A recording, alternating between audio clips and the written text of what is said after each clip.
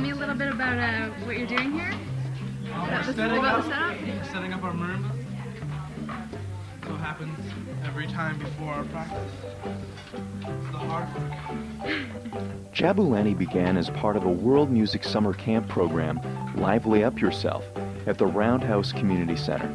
Bringing together youth from various walks of life, the camp taught them everything from samba rhythms to how to play a Zimbabwean marimba.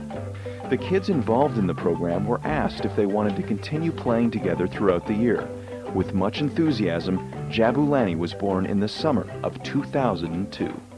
We learned how to play instruments from other cultures like Japanese type of drumming and Zimbabwean marimbas and Afro-Cuban samba and stuff like that. Experiencing diverse musical traditions makes Jabulani one of the first youth groups of its kind in Canada.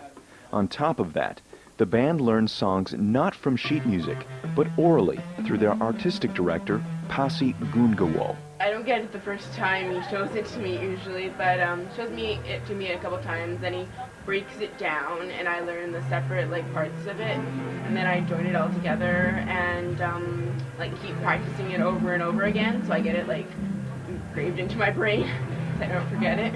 It's by ear, so Mr. Pasi will play the rhythms and then we'll play them back. This is the way Pasi learned to play marimbas in his native Zimbabwe. The music begins to grow organically as each member of the group adds his or her own style and inflection. This is a different concept of getting music and learning music, and not just music, but learning different cultures too. By learning music through an oral presentation by Pasi, Jabulani's members are joining a new wave of education. This new method is rooted in a belief in the benefits of multiliteracy. Educators and psychologists are pointing to the fact that children living in a pluralistic society in the 21st century need literacies beyond the traditional skills of reading and writing.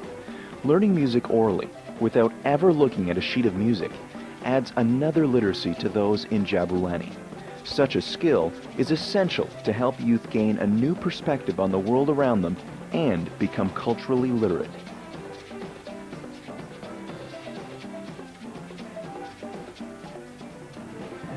This different style of learning is opening up completely new horizons for these kids.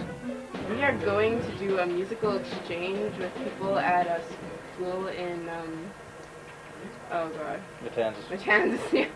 And we're going to teach them stuff about us, and they're going to teach us music and dance in their own culture. I'm excited about learning about this new culture, and not just from other adults, but from people my age. In March of 2004, Jabulani had the opportunity to travel to Matanzas in Cuba. Part of a 7-day cultural exchange, the group shared their oral tradition of learning music with students at the Escuela de Arte de Matanzas, the fine arts school for the province of Matanzas.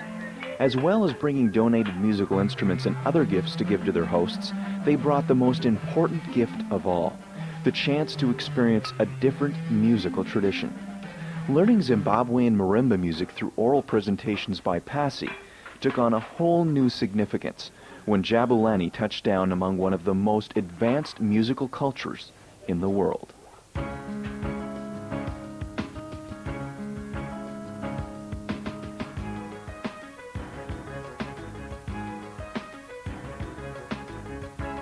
My expectations in this trip are to go learn more drumming with the Cuban drummers, and have fun. I'm sure that it's going to be a good adventure for all of us.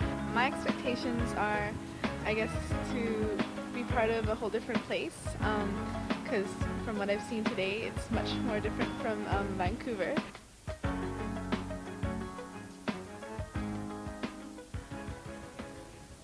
Arrival in Cuba has Jabulani in a completely new environment. The temperature, the UV rays, and getting up in the morning are all challenges to be faced. It's Monday, it's 8:15, we're loading on the bus to go to Matanzas to the school. And we should be there by 9 o'clock so we can have our tour. So everybody's loading on and we're about ready to go. So, like, how's this comparing with your life on the road as a rock and roll roadie? We're gonna have to make our bus call about a half an hour before the bus. Apart from the early wake-up call, Jabulani is ready for their first appointment, a meeting at the Escuela de Arte de Matanzas.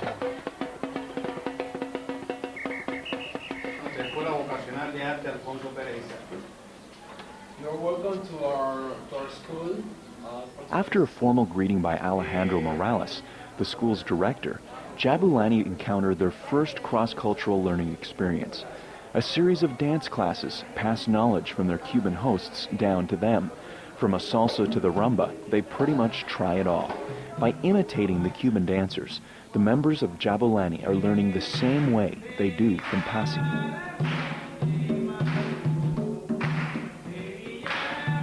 It sure is interesting. It's pretty fun. Maybe a little more than we might dance in Vancouver.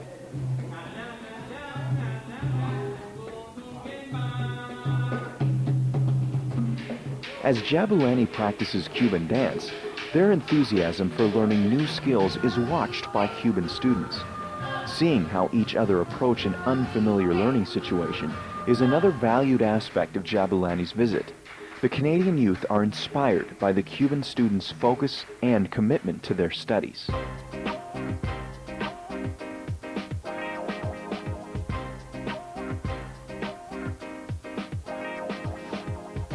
Next stop is a 140-year-old theater in Matanzas, where Jabulani will perform alongside their Cuban counterparts.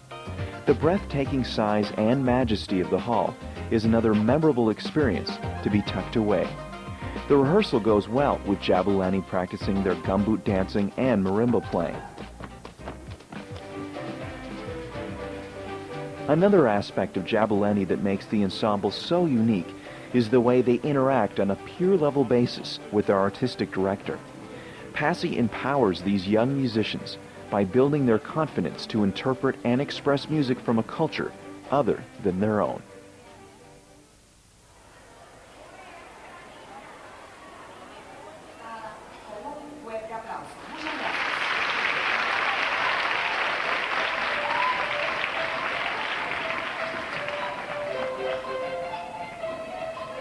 Any concerns about whether Cubans will like Jabulani's music are soon forgotten when the dance students from the Escuela de Arte de Matanzas show their appreciation and understanding of the music by joining Jabulani and Pasi on stage and participating in the performance.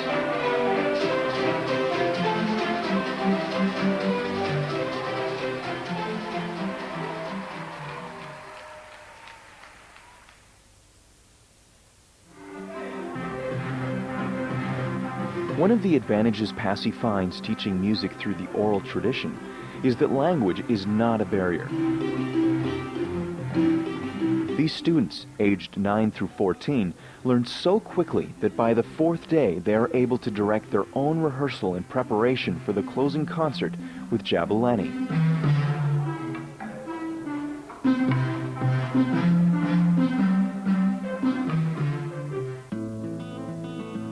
As Pasi is teaching Cuban children how to play marimba, Jabulani is learning things of their own, interacting with their Cuban peers and observing the similarities and differences between the culture they're in and Canada. The group is on the cusp of something far more important, realizing the value and contributions of other races, countries, and cultures.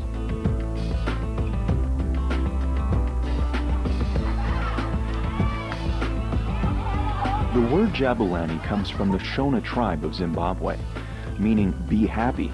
It was chosen when the group began back in 2002.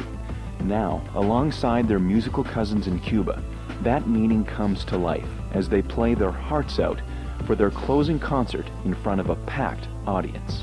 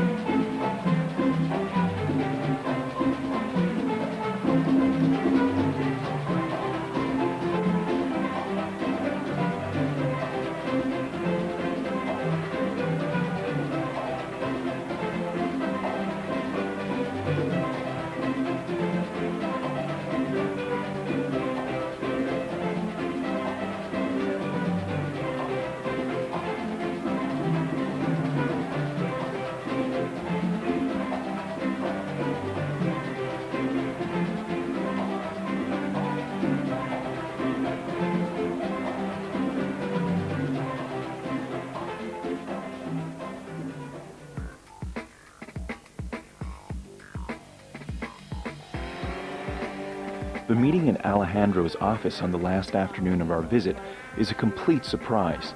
While we sit anticipating the formalities that are always a part of such an occasion, Alejandro shocks us. He tells us that, as a result of what he's seen and what he's been told by the music teachers and students, he wants his school to make Zimbabwean marimba music a focus of their music program. And he emphasizes he believes schools all over Cuba will want to do the same thing. When Alejandro asks for notated music, Passy tells him about the nature of the oral tradition. Because only the basics of a song are taught, the young musicians are free to add their own interpretations and improvisations. The development of each song becomes a creative process, and its presentation by an ensemble becomes a community activity. Alejandro and Passy agree to work together. In addition to providing the Escuela de Arte Matanzas with their own set of marimbas, they agree to foster more understanding through future cultural exchanges between young Canadian and Cuban marimba players.